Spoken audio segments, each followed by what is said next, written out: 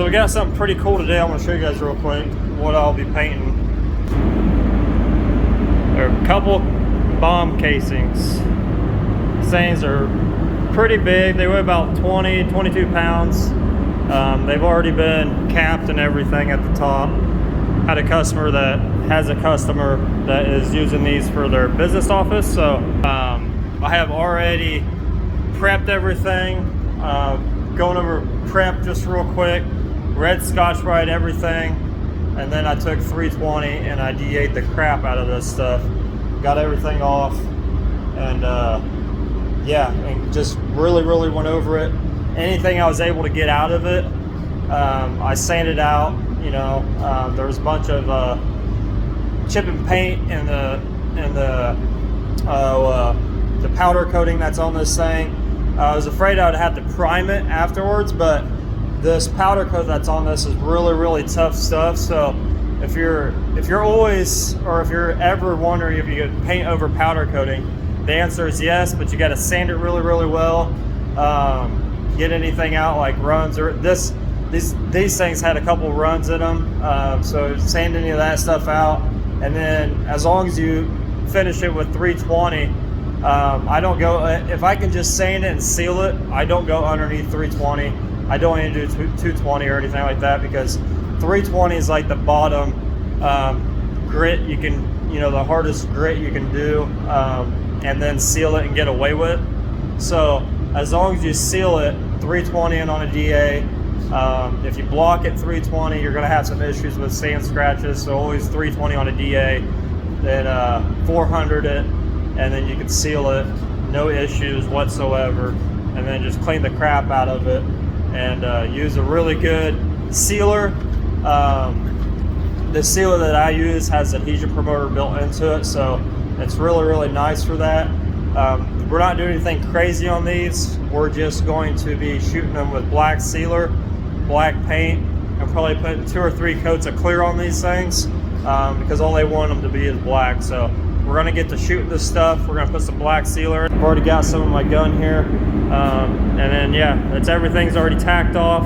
I'm using like an old bumper stand. That's what that stand is. It's an innovative stand. It's an old bumper stand that we had sitting out back that isn't being used. So I figured run some wire through the top, some speaker wire to hold it. That way they don't fall, because like I said, they are pretty heavy. And yeah, we're gonna get to painting this.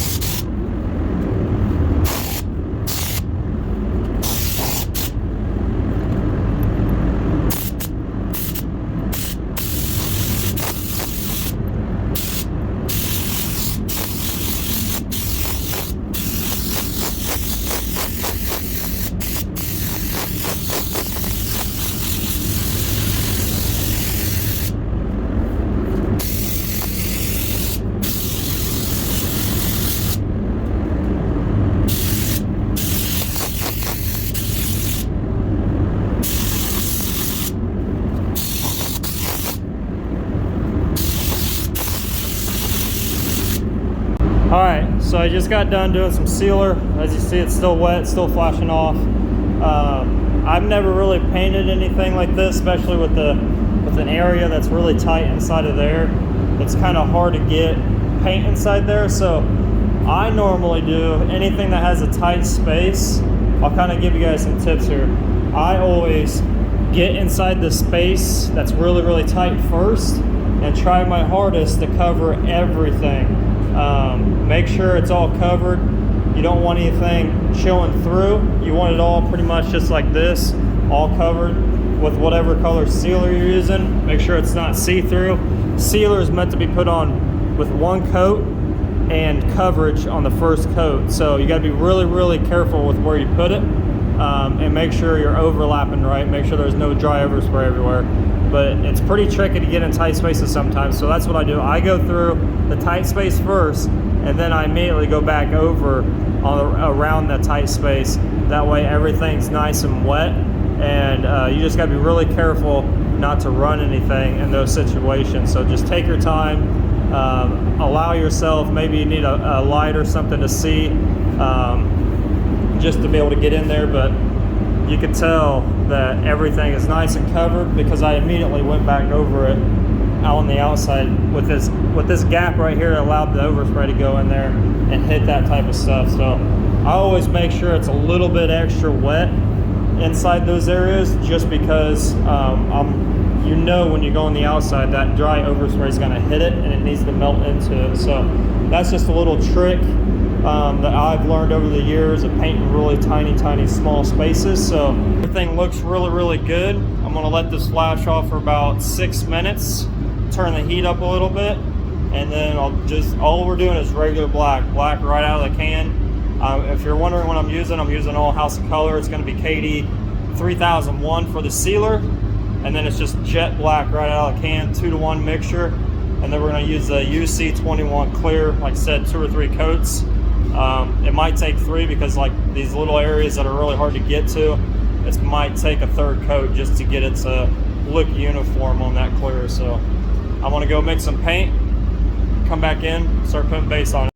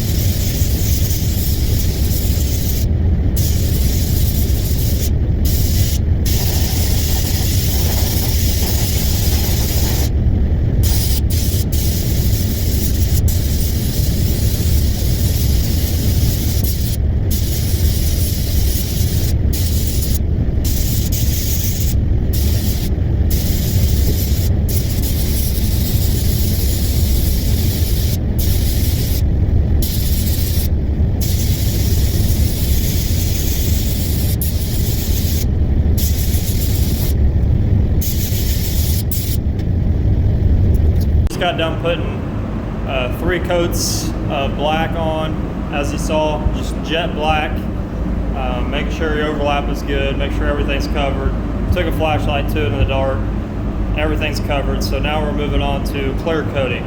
I turned the heat up on this stuff, let it sit there for about 5-6 minutes and like 75-80 degrees. So I'm going to tack it off and we're going to put the first coat of clear on. But I want to run over this with you guys because it's another little trick that I do. If it's something that's kind of custom one-off, that's not going to be matching up to anything else, such as like these for instance, they're not going to be, you know, they're one-off pieces, so, and they're black, so this only works with black.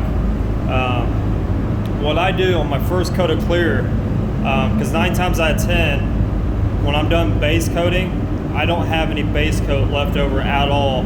I might have a little bit left over inside the cup once it's sitting there and it all drains to the bottom. So what I do on black only, projects, I use that same cup and I mix my first round of clear in it. So I'm going to show you guys what I'm talking about. So this is, it looks black, but it's actually clear coat that's in here. So what that does, it's pretty much making it into a candy at that point with clear coat. If you guys understand that, there are some companies out there where, like, if you're doing like RR on a Ford car or truck, which is ruby red, which is a tri-coat, there are some manufacturers out there that the mid-coat candy for that, you put it in the clear. So we're essentially doing that with black. This is also how I tint taillights. Anything plastic that gets tinted, this is how I do it. Obviously I put more black in it than I would right now. Like right now I don't have barely any black in it. So when I'm doing a tail light, I've got 3 coats of clear on it, a couple coats of black, 1 coat of just regular clear. So that's what we're going to do these things. We're going to put 1 coat with the black in it, and then we're going to put 1 or 2 more coats on depending on what it looks like, especially in those little tight areas. We're going to decide that at the end of that second coat of regular clear, just regular clear. So that means I got to get rid of the cup and all that stuff, get a brand new cup and mix up the clear, which you would be doing that anyways on any other color.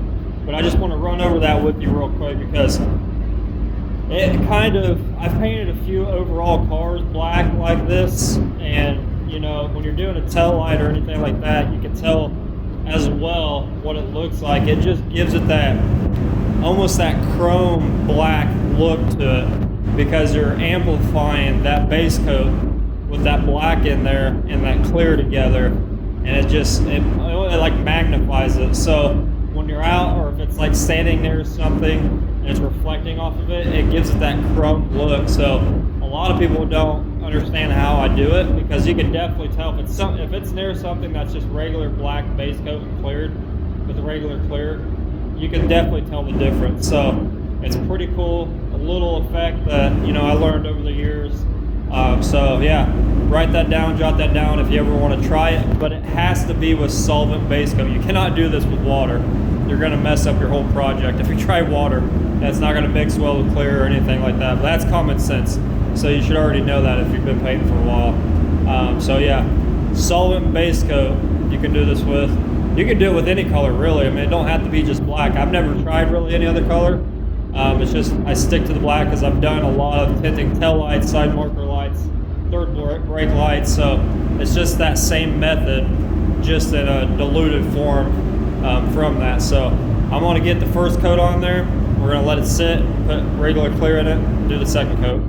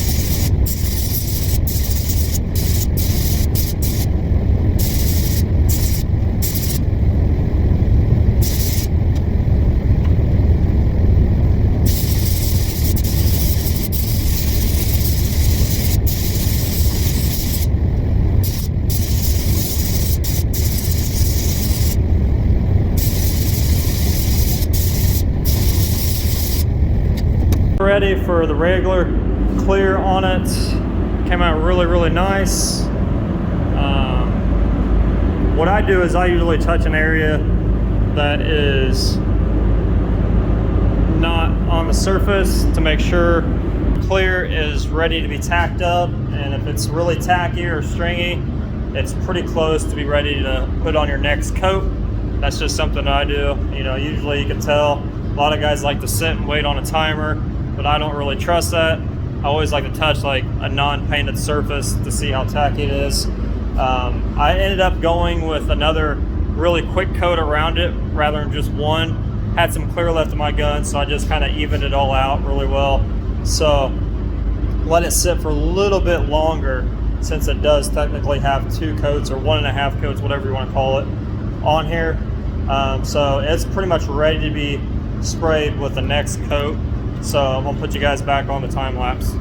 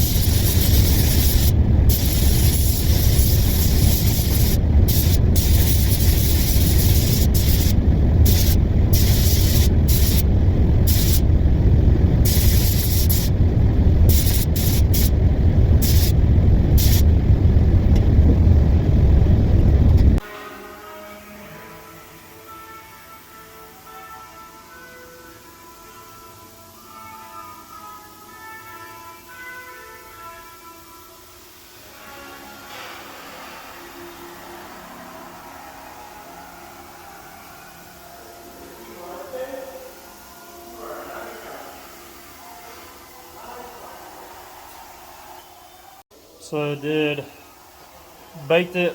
It's been cooling down for about 15 minutes. Go back over recap. Black sealer, 3 coats of black, 2 coats of clear with a little bit of black base coat in it, and then 2 more coats of regular clear coat over that. Everything came out really, really nice, really, really slick.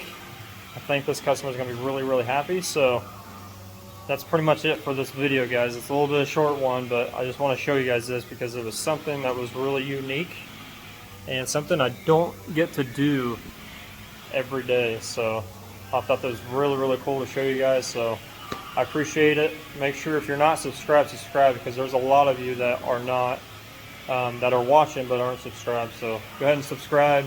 Make sure you comment down below if you have any questions. Be glad to answer any questions you got for me. And then I'll see you on the next one.